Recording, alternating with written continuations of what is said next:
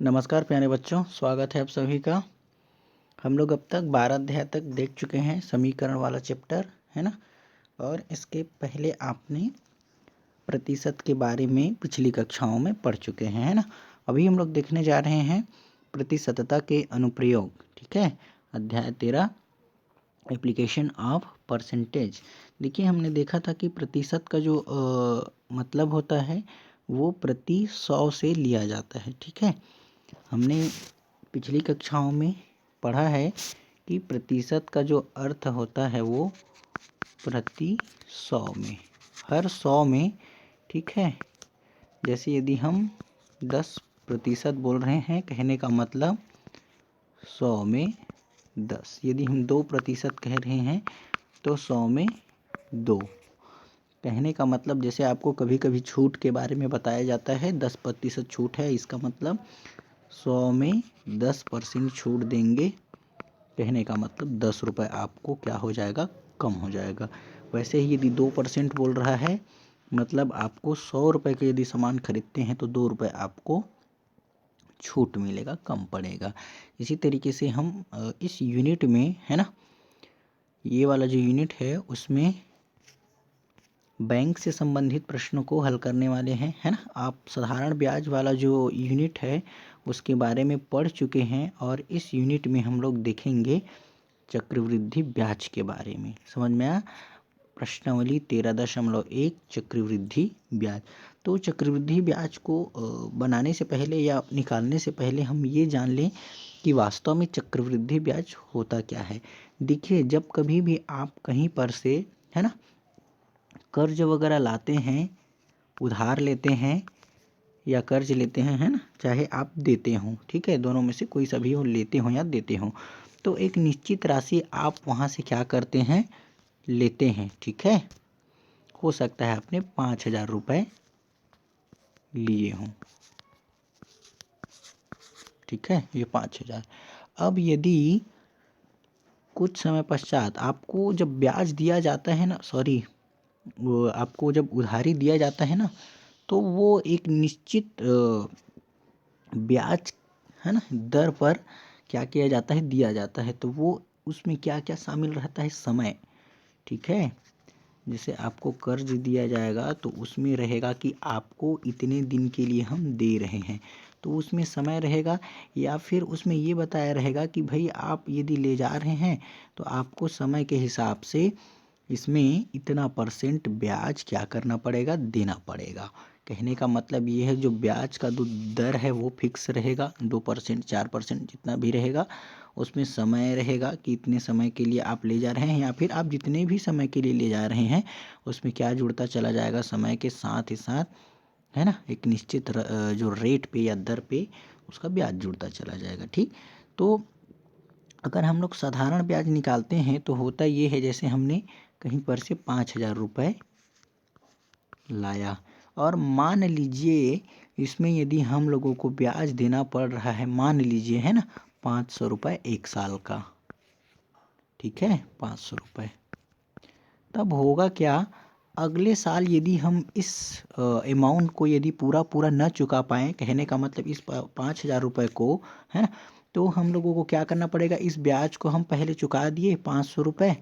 ठीक है, अब होगा क्या, ये तो हम नहीं दिए हैं 5,000, अभी पूरा नहीं हुआ है, हम इस 500 बस को क्या किए हैं, चुकाए हैं। तो हमारा जो मूलधन है वो अब भी 5,000 रुपये है ना। नियमतः हम देखेंगे तो ये 5,000 और ये 500 मिला के 5,500 हो गया। तो साधारण ब्याज में होता ये है कि अब जो मतलब ब्याज जुड़ेगा वो केवल इस 5,000 के ऊपर जुड़ेगा।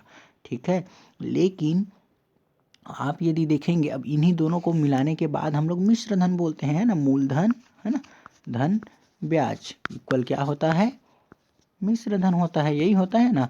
अब यदि हम लोग अगले साल अगर साधारण ब्याज पर अगर बात करेंगे तो केवल ये 5,000 के लिए लगेगा, लेकिन यदि हम लोग चक्रवृद्धि ब्याज की बात करेंगे तो ये दोनों मिश्र धन जो है ना, है ना, मान लीजिए आप पैसा को नहीं चुका पाए 1 साल में, तो ये 5,000 आपका मूलधन और 500 रुपये ब्याज, ये मिलाकर मिश्र धन हो गया 5,500।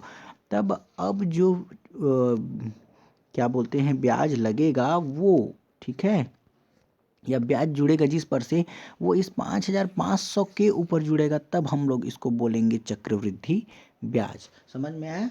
ठीक है, कहने का मतलब ये है कि जब ब्याज के ऊपर ब्याज लगता है, कहने का मतलब ये है, देखिए 5,000 रुपये हमारे पास था, ठीक है, और 5,000 में हमारे पास ये मूलधन था और ये ब्याज था 500, तब इसके ऊपर भी कहने का मतलब ब्याज लगने लगा, तब हम कहते हैं ये क्या हो गया, अब हमारा चक्रवृद्धि ब्याज। ठीक, तो इसी से संबंधित प्रश्नों को हम लोग इस यूनिट में क्या करने वाले हैं, हल करने वाले हैं। तो देखिए प्रश्न क्रमांक पहला जो है ना, आप तो साधारण ब्याज का सूत्र को जानते ही हैं, है ना। साधारण ब्याज के सूत्र से ही ये भी बनेगा, केवल उसमें अंतर ये आएगा कि जब हम लोग मिश्र धन निकालेंगे ना, तो वही मिश्र धन जो होगा अगले साल के लिए मूलधन बन जाएगा। और इसमें प्रश्नों को हल करने के लिए हमको एक एक वर्ष को क्या करना पड़ेगा, काउंट करना पड़ेगा। जितने वर्ष के हिसाब से हमको काउंट करने के लिए बोला रहेगा, उतने ही वर्ष के हिसाब से हम लोग इसको क्या करेंगे, काउंट करेंगे। जैसे प्रश्न क्रमांक पहला, 4,000 रुपये पर 2 वर्ष के लिए 5% वार्षिक ब्याज की दर से चक्रवृद्धि ब्याज ज्ञात कीजिए। अब देखिए इस प्रश्न को बनाने के लिए हमको करना क्या रहेगा, हमारे पास मूलधन जो है ना, देखिए मूलधन जो है को कितना बता दिया, आपको इस तरीके से लिखना है 4,000 रुपये। मूलधन 4,000 रुपये हो गया। उसके बाद फिर आपका समय, समय कितना है, 2 वर्ष, ठीक है, 2 वर्ष है समय आपका। और दर कितना है, रेट 5%, कितने परसेंट है, 5%। अब आपको समय को तो 2 वर्ष दे दिया, लेकिन आपको निकालना कितने के लिए, पहले 1 वर्ष के लिए। मतलब सबसे पहली बार आप निकालोगे तो पहले वर्ष के लिए निकालोगे, तब आप लोग लिखोगे कि ब्याज बराबर है ना, ब्याज बराबर मूलधन गुणा दर, ठीक है, गुणा समय बटे 100। समझ में आया? अब देखिए यहाँ पर मूलधन कितना है, 4,000, तो हमने 4,000 लिख लिया। उसके बाद फिर दर कितना है, 5%, तो ये 5%। और समय को ना यहाँ पर देखिए 2 वर्ष जो लिखा है, इसको हमको पहले 1 वर्ष के लिए निकालना है, क्योंकि चक्रवृद्धि ब्याज का जो काउंटिंग होता है वो हर वर्ष के लिए है ना, जैसा हमको बताया रहता है, जैसा हमको शर्त रहता है उसके हिसाब से होता है, ठीक है। तो ये बटे में कितना हो गया, 100 हो गया। तो 2 0 से ये 2 0 कैंसिल, और इस बटे में 1 आ गया, तो इसको छोड़ देते हैं। तो ये कितना हो गया, 40 पंचे 200। ये 200 रुपये जो है वो क्या आ गया हमारे पास, ब्याज आ गया, ठीक है। पहले वर्ष के लिए 200 जो है ना, ब्याज आ गया। अब पहले वर्ष के लिए मूलधन है ना, आप लोग लिखेंगे ऐसे, पहले वर्ष के लिए पहले आप क्या निकाल लें, इसमें से मिश्र धन निकाल लीजिए, है ना, मिश्र धन। मिश्र धन बराबर 4,000 प्लस 200 बराबर 4,200। अब यही जो मिश्र धन है वो अगले साल के लिए मूलधन बन जाएगा। तब हम इसके आगे लिखेंगे, हम इसको डिलीट कर रहे हैं, ठीक है। तब हम लोग इसके आगे लिखेंगे, दूसरे वर्ष के लिए मूलधन बराबर पहले वर्ष का मिश्र धन हो जाएगा, पहले वर्ष का मिश्र धन, यही होगा ना, पहले वर्ष का मिश्र धन। और पहले वर्ष का मिश्र धन कितना था, 4200। तो दूसरे वर्ष के लिए ब्याज लिखेंगे, है ना, दूसरे वर्ष के लिए आप ब्याज ऐसे लिखेंगे, वही फिर मूलधन गुणा दर गुणा समय बटे 100, ठीक है। तो ये 4200 हुआ, बटे दर कितना था, 5% और समय 1 वर्ष, ठीक है। तो ये कितना हो गया, बटे में 100। तो ये 2 0 से 2 0 कैंसिल हुआ, ठीक है। और 42 का गुणा 5 से करेंगे तो 5 दूनी 10 की 0 हासिल 1, 5 चौक 20 और 1 21, 210, ठीक है। अब देखिए ये हमारे पास पहले साल के लिए जो ब्याज आया था, है ना, वो कितना आया था 200, और दूसरे वर्ष में ब्याज कितना मिला हमको 210, ठीक है। तो कहने का मतलब ये है 2 वर्ष के लिए हमने अलग अलग निकाला। अब यही जो है, यही क्या चीज़ है, चक्रवृद्धि ब्याज।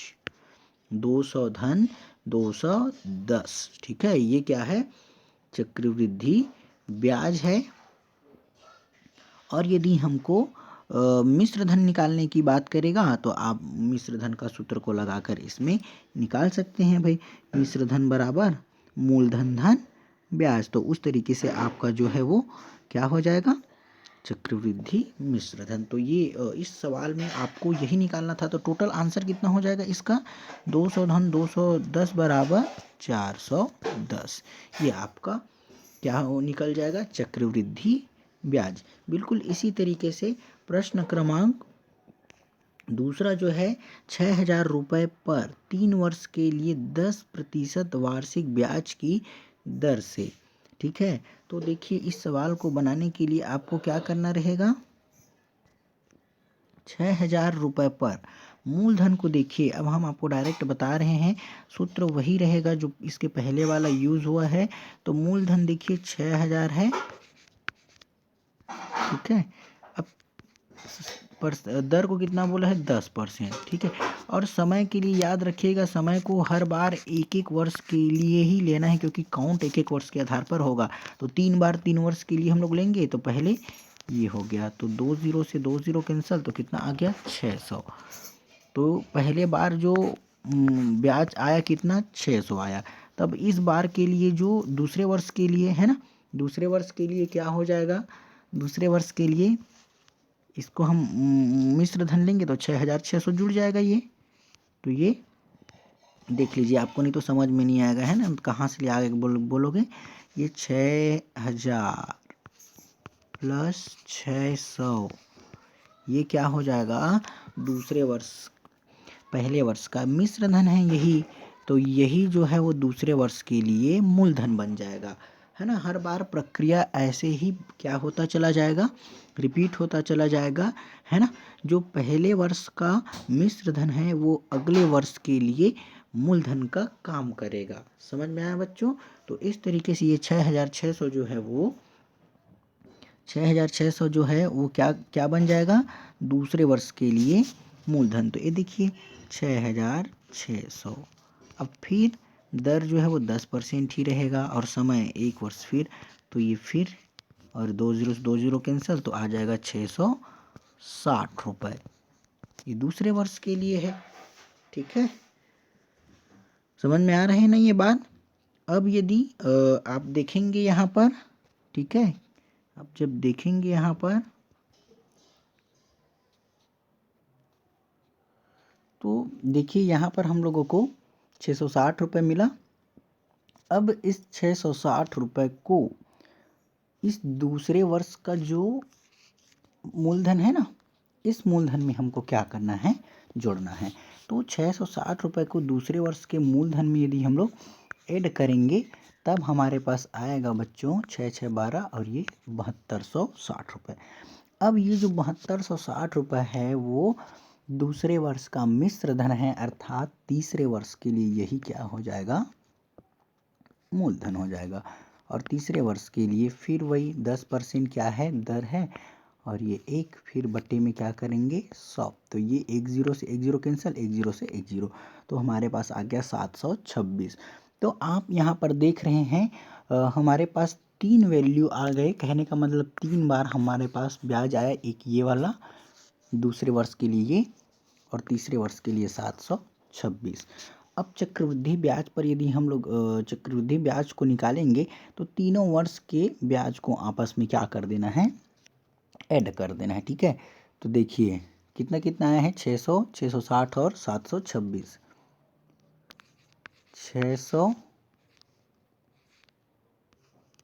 660 726, ठीक है। ये क्या है बच्चों, जोड़ देंगे, है ना।